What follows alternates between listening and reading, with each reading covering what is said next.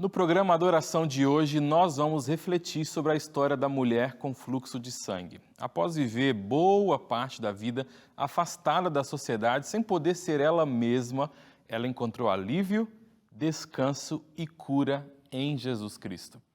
A forma como tudo isso aconteceu, o contexto em que essa história se passa e o olhar de Jesus para essa mulher podem nos ensinar muito sobre como Jesus tratava as pessoas, como nós devemos tratar as pessoas e, é claro, sobre a fé que move o coração do Mestre. Então, nós estamos apenas começando, fique com a gente porque começa agora o programa Adoração, seu encontro com a Palavra de Deus.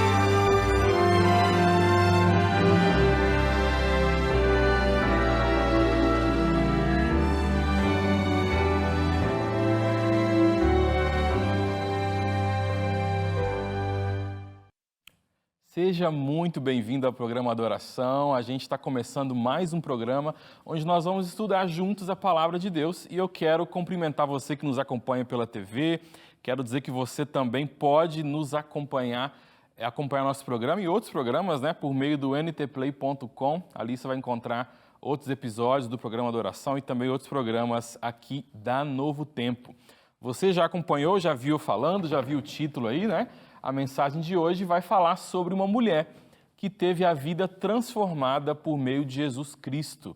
Uma das mulheres, uma das pessoas que foram transformadas por Jesus. E nós podemos aprender muito com essas pessoas, a atitude delas diante de Cristo, o que falaram, o que responderam, o que perguntaram, como agiram, E falando especificamente das mulheres, a Escola Bíblica aqui da TV Novo Tempo, da Rede Novo Tempo, preparou um guia de estudos falando só sobre mulheres na Bíblia. O estudo, o guia de estudos marcadas pela fé, ele se concentra na história de 8 mulheres específicas. Mulheres como Maria, a mãe de Jesus, mulheres como Esté, Eva e algumas não muito conhecidas como Rode. Já ouviu falar de Rode? Quem foi essa mulher? Que papel ela teve na história? O que a gente pode aprender com ela e tantas outras, Como Deus agiu na vida dessas mulheres? Qual foi o papel da fé, o papel da oração na vida dessas mulheres especiais da Bíblia? O que a gente pode aprender com as reviravoltas que aconteceram na vida delas e como Deus as conduziu, como foi o caso de Esté? Estes são alguns dos temas que você vai encontrar aqui neste guia, que foi escrito pela Cláudia Luz, Você vai ter a oportunidade de aprender um pouquinho mais sobre tudo isso daqui, ok? Além disso, todos os guias da Novo Tempo, você já sabe, tem aqui no finalzinho de cada estudo uma folha com perguntas para você se aprofundar no conhecimento, videoaulas também adicionais sobre esse assunto. Então, assim, é um estudo completo. Vai falar sobre as mulheres, vai trazer um estudo sobre a vida dela, o que a gente aprende com cada uma delas, e você vai ter uma videoaula com a autora do guia ainda para aprofundar aí os seus conhecimentos, ok? Você sabe, esse estudo ele é enviado para você de forma gratuita, para você de qualquer parte do Brasil, basta você pedir pelo nosso WhatsApp, o número é 12982444449. Mande uma mensagem para a gente, um dos nossos atendentes vai falar com você e vai encaminhar o seu pedido, ok? Você vai receber na sua casa sem custo algum. Você pode também acessar o nosso site novotempo.com/escola bíblica. Ali você vai poder encontrar este e outros guias de estudo para você crescer aí na sua vida espiritual. Antes da gente começar então a falar sobre essa história em si, eu quero convidar você para orar comigo. Faça uma oração, a gente vai consagrar esse momento a Deus, pedir que Ele nos ilumine, nesse momento onde a gente vai abrir a sua palavra, ok? Você ora comigo então? Senhor Deus, obrigado, Senhor, pela vida, obrigado pela saúde, obrigado, Senhor, porque a gente tem essa oportunidade, Pai, de nos aproximarmos diante do Senhor, de falarmos contigo e da gente ouvir a sua voz por meio da sua palavra, Pai. Queremos, de fato, nos encontrar, Senhor, hoje com a sua palavra. Nos dê esse privilégio, essa oportunidade. É que nós te pedimos, em nome de Jesus. Amém. Muito bem, eu quero convidar você para abrir a sua Bíblia aí no livro de Lucas, Novo Testamento, livro de Lucas. Nós vamos ler aqui o capítulo 8, entre os versos 40 e 48. A gente vai passear um pouquinho aqui por esses versos para a gente conversar um pouquinho sobre a história de hoje. Então, enquanto você vai abrindo a sua Bíblia aí, quero te falar um pouquinho do que estava acontecendo nessa época, né? Lucas aqui, essa mesma história é relatada em outros evangelhos, né? Você sabe que os evangelistas, né, os escritores da Bíblia, esses do Novo Testamento, né, dos primeiros evangelhos aí, eles falam sobre os mesmos assuntos de perspectivas diferentes, né? E nessa época aqui, Jesus estava vivendo um momento bem específico do seu ministério. Ele vivia dias bem intensos, sabe? Bem agitados no seu ministério. Se você olhar, se a sua Bíblia está aberta aí, está conectado no seu smartphone, você vai ver que um pouco antes Jesus estava pregando, fazendo milagres, naquele ritmo intenso, e aí ele sobe no barquinho, ele está em cima do barco pregando, termina de pregar, no próprio barco eles já seguem para o outro lado, e aí vem uma grande tempestade. Você conhece a história, né? Jesus estava dormindo, se levanta, acalma a tempestade, chega até o outro lado e aí chega na cidade de Gadara. Na cidade de Gadara ele encontra com um endemoniado, cura esse homem e agora ele volta, faz o caminho de volta. As cenas deste episódio se passam justamente nesta volta de Jesus. Ele volta para o outro lado e agora neste momento as pessoas estavam o aguardando e as cenas que a gente vai estudar aqui se passam exatamente nesse momento. Leia comigo aí, aqui o verso 40, veja bem, o verso 40 diz assim, capítulo 8, né, de Lucas, no verso 40, diz assim, ao regressar Jesus, a multidão o recebeu com alegria, porque todos o estavam esperando. Eis que veio um homem chamado Jairo, que era chefe da sinagoga, e prostrando-se aos pés de Jesus, lhe suplicou que chegasse até a sua casa, pois tinha uma filha única de uns 12 anos que estava à morte. Veja, Jesus chega, desembarca ali, né, sai do barco, e aonde Jesus estava, você sabe que tinha multidões, né? Onde Jesus estava, as pessoas o acompanhavam, porque queriam aprender com Jesus, queriam receber um milagre, queriam ouvir as palavras de sabedoria do Mestre.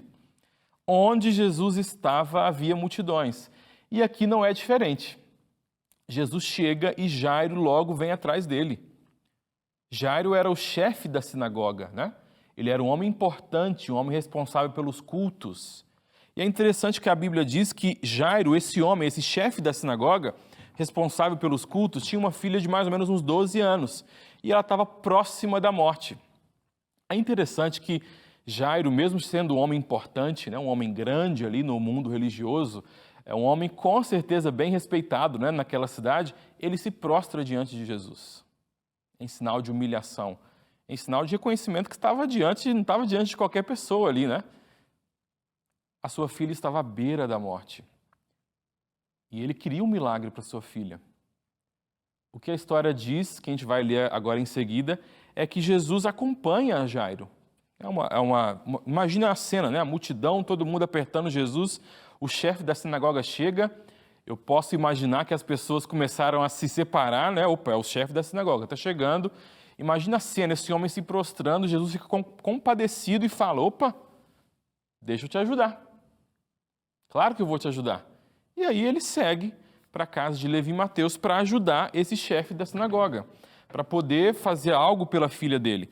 É neste ponto aqui que alguma coisa acontece. Jesus é interrompido, um milagre interrompido. Jesus estava prestes a se encontrar com a filha de Jairo, mas este possível milagre é interrompido por uma razão. E é interessante que do verso 40 ao 42 nós temos o pedido de Jairo. Nós temos uma pausa, que é o que nós vamos ler agora, e só lá no verso 49 nós vemos a continuidade da história aqui de Jairo e a sua filha. Há uma pausa. Este é um milagre, acontece um milagre aqui na vida de Jairo? Claro que acontece, na casa de Jairo, na família de Jairo, sim, mas é um milagre interrompido por algo. por algo que a gente vai estudar agora, né? Leia comigo aí o finalzinho do verso 42, né? E em seguida diz assim: enquanto ele ia, as multidões o apertavam. Certa mulher que havia 12 anos vinha sofrendo de uma hemorragia e a quem ninguém tinha podido curar, e aqui há até uma nota, né? E que gastara com os médicos todos os seus haveres, todos os seus recursos, né? Veio por trás dele e lhe tocou na orla da veste, e logo se lhe estancou a hemorragia. Esse momento aqui, essa pausa que acontece no milagre, digamos, principal, né, ou o primeiro milagre, né, ela é interessante por dois motivos. Primeiramente, essa mulher, ela aproveitou uma pequena janela de tempo entre Jesus desembarcar e ele ir até a casa de Levi e Mateus. Ela aproveitou uma pequena janela de tempo. A gente vai ver um pouquinho da situação que ela estava passando, né? Mas ela aproveitou uma janela. Opa, cheguei aqui, Jesus está ali, um homem importante já o pegou, deixa eu aproveitar. O segundo motivo pelo qual isso é interessante, essa pausa que acontece aqui, é porque Jesus não desperdiçava tempo. Jesus ele aproveitava as oportunidades que ele tinha para salvar. A qualquer hora, a qualquer lugar. Você viu aqui o histórico, né? Ele estava fazendo milagre, sobe no barco, atravessa, outro milagre, acalma uma tempestade, chega do outro lado, liberta um homem, volta para cá e agora já tem uma pessoa precisando dele, outra precisa no meio do caminho, ele faz uma pausa. Jesus não desperdiçava tempo. Ele aproveitava todos os tempos, todos os momentos que ele tinha para salvar. Ele foi acusado, né, de curar no sábado. Ele cospe no chão, passa lama no olho de alguém, poderia ver outro método, poderia pedir o senhor para fazer outra coisa, mas não. Ele sai de uma tempestade dentro e fora do barco, em todas as oportunidades, Jesus aproveitava para levar salvação para quem ele encontrasse. Qual que é a lição que nós tiramos disso? Nós também não devemos perder tempo quando se trata de salvação. Seja num pedágio, seja na escola, seja no trabalho, de qualquer forma. A gente não deve perder tempo. As oportunidades que eu e você temos de encontrar com uma pessoa no mercado. Pastor, mas eu estou fazendo compra, eu não quero que ninguém me enche o saco, eu não quero que ninguém fique se incomodando comigo. Às vezes eu também não. Mas você não escolhe onde você é cristão, né? Um médico, se acontece alguma coisa e alguém passa mal, opa, não estou no meu horário de plantão, que pena, né? Senão podia salvar essa pessoa. Isso não acontece. Da mesma forma, eu e você não escolhemos o momento onde a gente vai ser cristão, o momento onde Deus vai querer nos usar para abençoar a vida de alguém. Muitas vezes, poxa, está me enchendo a paciência aqui, né? Pode estar uma pessoa esperando, querendo uma oportunidade de ouvir uma palavra, querendo uma oportunidade de ter a vida transformada por conta de algo que você vai dizer. A história dessa mulher era particularmente interessante. Jesus ele não desperdiçava tempo, a gente já viu, e ele não o fez com essa mulher de fato, porque ele a atendeu. Essa mulher é uma mulher considerada impura. Ela tinha um fluxo de sangue, alguma doença, alguma anormalidade estava acontecendo no corpo dela, que o fluxo que deveria ser uma vez por mês, né, na vida de qualquer mulher, com ela não era assim. E era um fluxo constante. E os outros evangelistas também falam sobre isso, né? Marcos, por exemplo, diz que essa mulher tinha gastado todos os seus recursos. 12 anos sofrendo, meus amigos. 12 anos procurando médicos. E ela só piorava. 12 anos era praticamente a idade da filha de Jairo, que era mais ou menos 12 anos, né, como a história nos fala.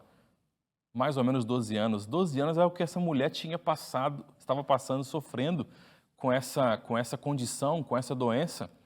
Só o fato de ir a público ver Jesus já demonstrava uma coragem muito grande, porque era a sua última chance. Ela não podia esperar. A tradição diz que ela vinha de Cesareia de Filipe, né, que fica uma distância considerável. Imagine, não tinha táxi, carro nessa época, você sabe, né? Essa mulher veio andando da sua cidade até o encontro de Jesus. Sabe-se lá quantas horas ela gastou.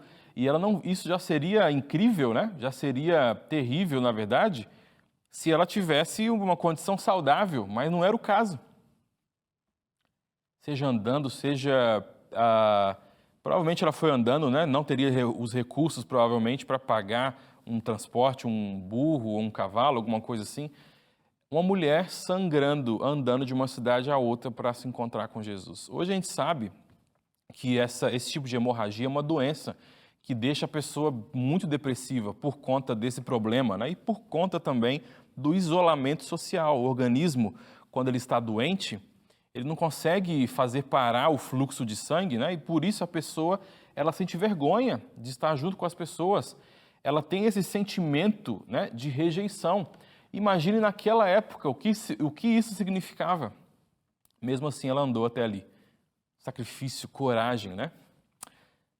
Lá em Levítico capítulo 15, Deus lhe dá algumas orientações ali para o povo de Israel.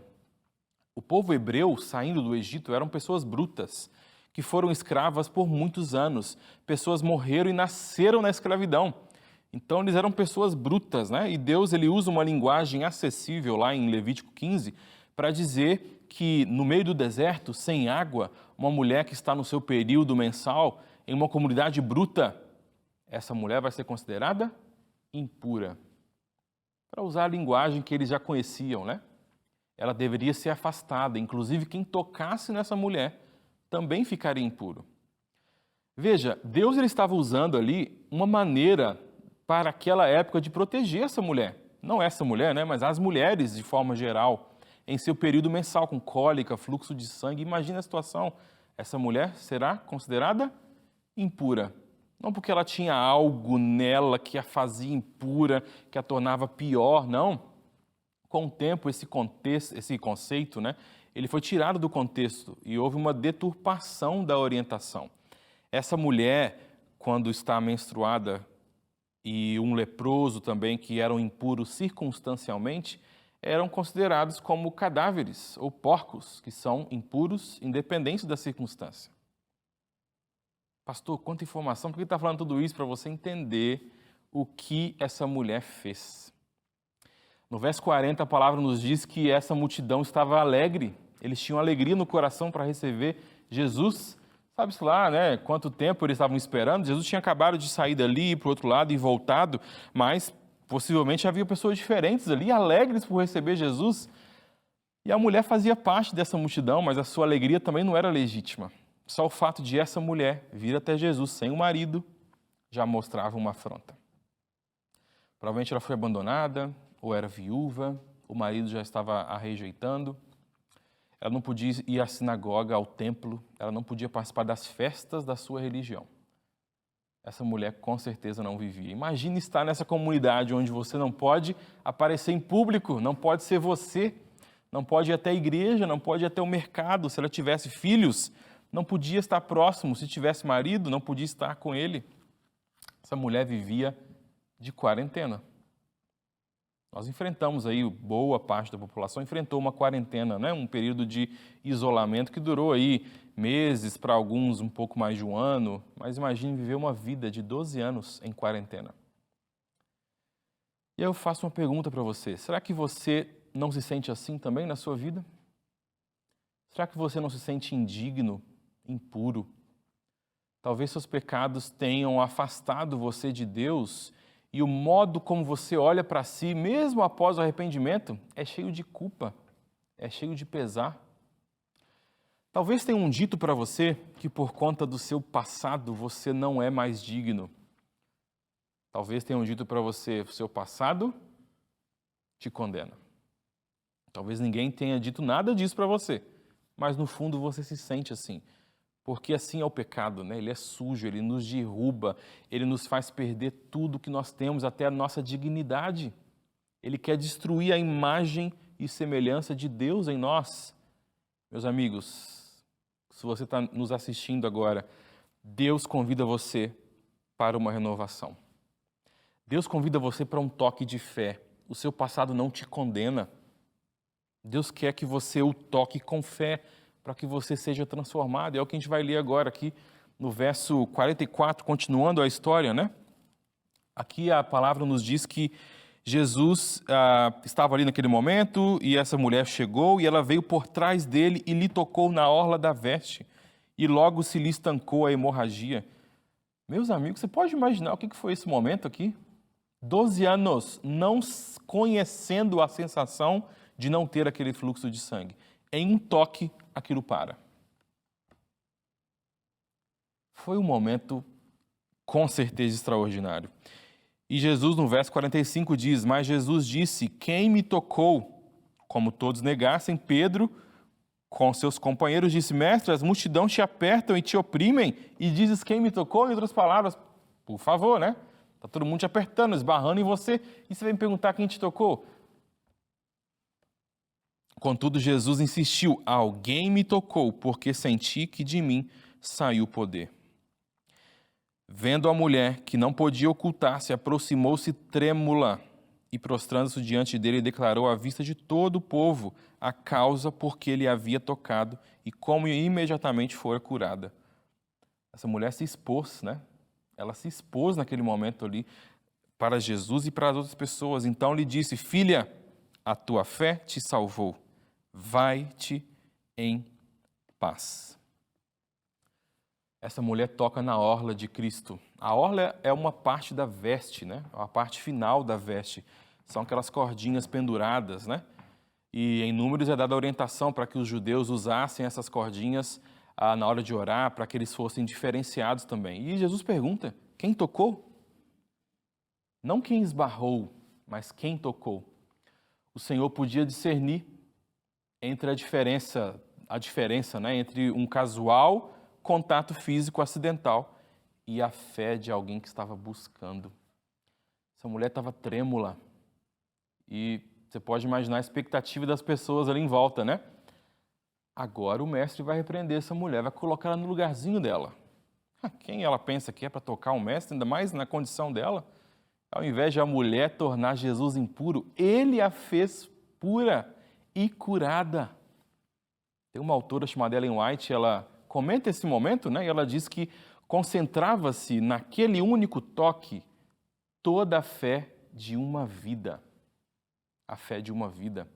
Eu pergunto para você, você já colocou toda a fé da sua vida em algo? A diferença entre um esbarrão e um toque de fé. Jesus te convida hoje, meu amigo, minha amiga, não para esbarrar nele, um esbarrão de relacionamento. Nossa, nem percebi, acabei lendo um capítulo da Bíblia, nossa, o que aconteceu aqui, né? Jesus te convida para um toque de fé. Isso significa que você não pode ter um relacionamento com as coisas que Jesus te oferece. Não pode procurar Jesus apenas quando você precisa de algo.